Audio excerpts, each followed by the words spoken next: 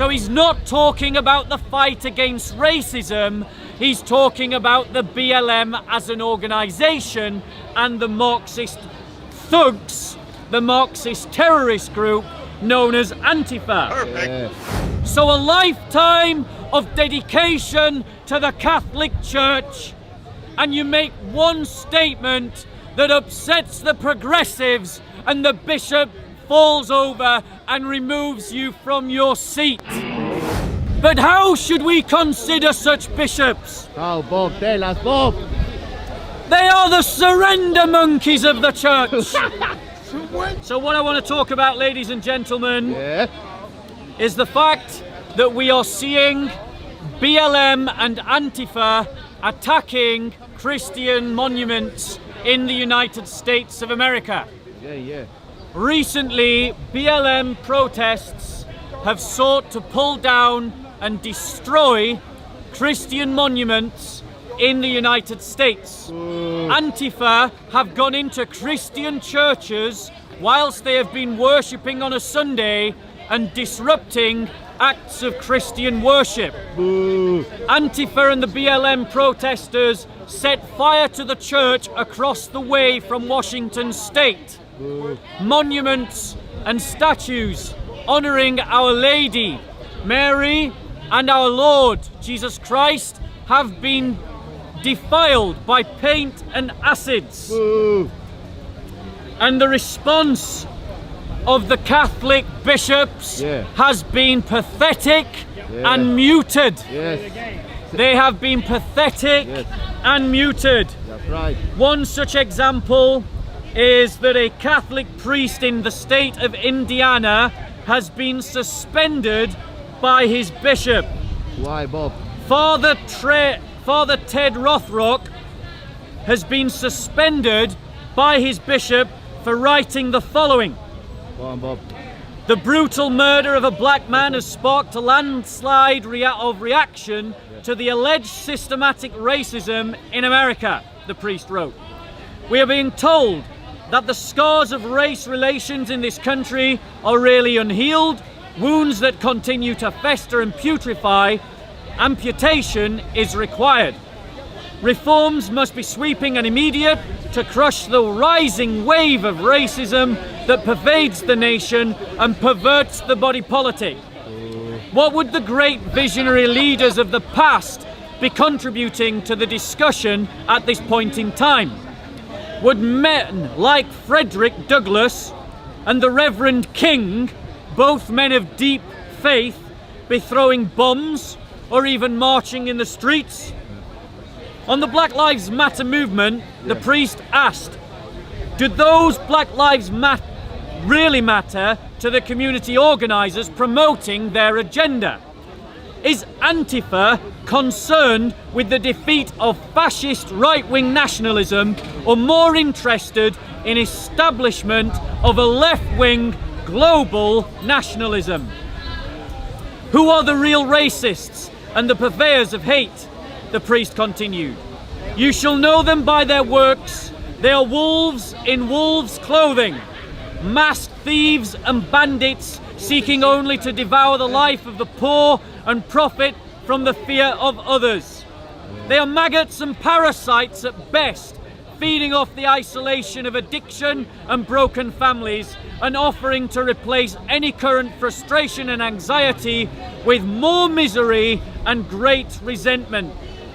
Black Lives Matter, Antifa, and other nefarious acolytes of their persuasion are not the friends or allies we have been led to believe, Priest Rothrock wrote. Some groups in Carmel immediately protested the priest's message. At this point, I'm going to interject and add my own comments. Why? Because too many Christians are allowing their understanding of politics to be formed by liberal culture rather than by thinking through political issues as Christians working from Christian doctrines and Christian values. Perfect. Calling it racist and inappropriate, the article continues, and called for his removal from the parish. Supporters said that the priest had spoken truthfully. with one telling the Indianapolis Star that the priest was referring to organisers of Marxist Black Lives Matter organisations. So he's not talking about the fight against racism, he's talking about the BLM as an organisation and the Marxist thugs, the Marxist terrorist group known as Antifa. Yeah. Amid the controversy, in steps the Cook Bishop. Okay. Bishop Timothy Doherty Yeah. of the Diocese of Lafayette in Indiana issued on June 30th a statement saying, "I expect Father Rothrock to issue a clarification about his intended message. I have not known him to depart from the Church's teaching in matters of doctrine and social justice. So why, oh Bishop, did you think that he would now? I'll tell you why. Because you're a cook. And because you're frightened of criticism. And because you're frightened of standing up to anyone about anything, and you think that the way to evangelize the West is to get everybody to like you." Uppercut! On the same day, Priest Rothrock posted an apology on the parish website. "It was not my intention to offend anyone, and I am sorry that my words have caused any hurt to anyone. It's a shame that he felt he had to apologise and not just contribute to the debate." The priest's apology said that the gospel condemns bigotry, which it does. The fight against racism is 100% legitimate and a totally Christian affair.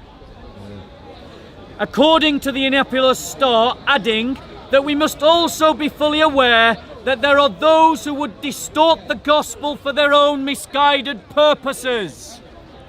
Like the Cook bishops and like the progressive priests who want to turn the church into an NGO for the world rather than understanding that the church is a body politic, a religious community that has its own interests, its own values, and its own doctrines, and its own history, and its own culture to defend and to stand up for. We must also be fully aware that those who would distort the gospel for their own misguided purposes. People are afraid, as I pointed out, rather poorly, I would admit, that there are those who feed on that fear to promote more fear and division. And that is exactly what these worldly politics do. Marxism promotes division and class rivalry. Communism promotes class conflict. Salafism promotes bitterness and estrangement. It cultivates anger. So does the BLM. They cultivate division, a narrative of injustice leading to conflict. The next day, July 1st, Doherty announced that Rothrock had been suspended from ministry. Father Theodore Rothrock is suspended from public ministry according to Canon 1333. The suspension comes in the wake of Father Rothrock's June 28th bulletin article.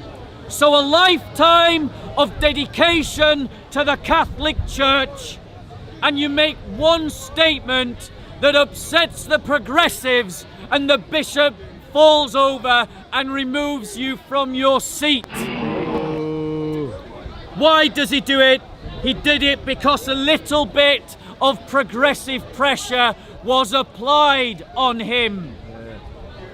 Brothers and sisters, the church will not convince anyone to take our faith seriously until we as Christians take it seriously ourselves. That means that we as Christians must take our identity as Christians seriously. And so when a group of Marxists and BLM activists desecrate monuments dedicated to our Lord and dedicated to Our Lady, we must call out those groups. Right. We must stand up to those groups. Yeah. When a bunch of Marxists and BLM activists set fire to a church, we must call out those groups. Right. We must stand up to those groups.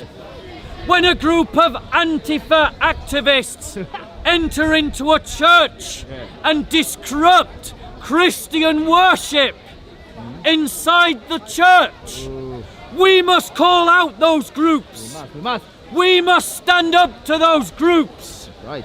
And that is what Father Rothrock did. Yeah. Whatever faults may have been in his statement, he did the right thing by standing up for the church against groups that are against the church. Our Lord Jesus Christ said that if you are not for me, you are against me. That's right. And how, as a Christian, can we not be against those who are against our Lord? How can we not side against our Lord, against those who stand against him and the truth of his gospel? This bishop is a cook and a coward. Yes. And the Bible teaches cowards go to hell. That's right. That's what the Bible teaches. Perfect. Because cowardice means that when evil takes a stand, you don't. Yeah, that's it. When evil takes ground, you let it happen. Yeah. And that is exactly what we're seeing in the West, with the bishops who dare not stand up against evil ideologies like Marxism, Islam, fascism and Nazism. That's right. That's right. If these bishops can call Christians onto the street to stand up against the alt-right and against the abortion clinics, then they can call Christians to stand up against the Marxists, the communists, I've got water, and the Salafists and Islamists. Right. Go on, Bob. Take some water, Bob. But how should we consider such bishops? How, Bob? Tell us, Bob. They are the surrender monkeys of the church. They are the cowards of the church. They are the ones who would allow the church to be persecuted because they don't want to have any conflict. They are the ones who are silent about our brothers and sisters in Nigeria who are being butchered by the thousand. That's right, yes. They are the ones who are silent about the Christians in Pakistan who are having their churches bombed. That's right, yes. They are the ones who are silent about the Christians in Egypt being attacked in anti-Christian pogroms. They are the ones who are not calling for the regime in North Korea to be toppled, even though it is singularly the worst persecutor of Christians in the entire world. Tell him, Bob, tell him. They are the ones who do not stand up for the Christians in Burma, the Karen, who are fighting against a military Buddhist junta who are persecuting Christians there. They are the ones who don't stand up against Hindutva in India that persecutes Christians. And why? Why do these bishops be so silent? Why, Bob? Because they want to get along with the liberal progressive establishment. They want to be liked by the celebrities. They want to be liked by the politicians and get invited to the top tables. They want to make Christianity look like it fits into liberal progressive culture.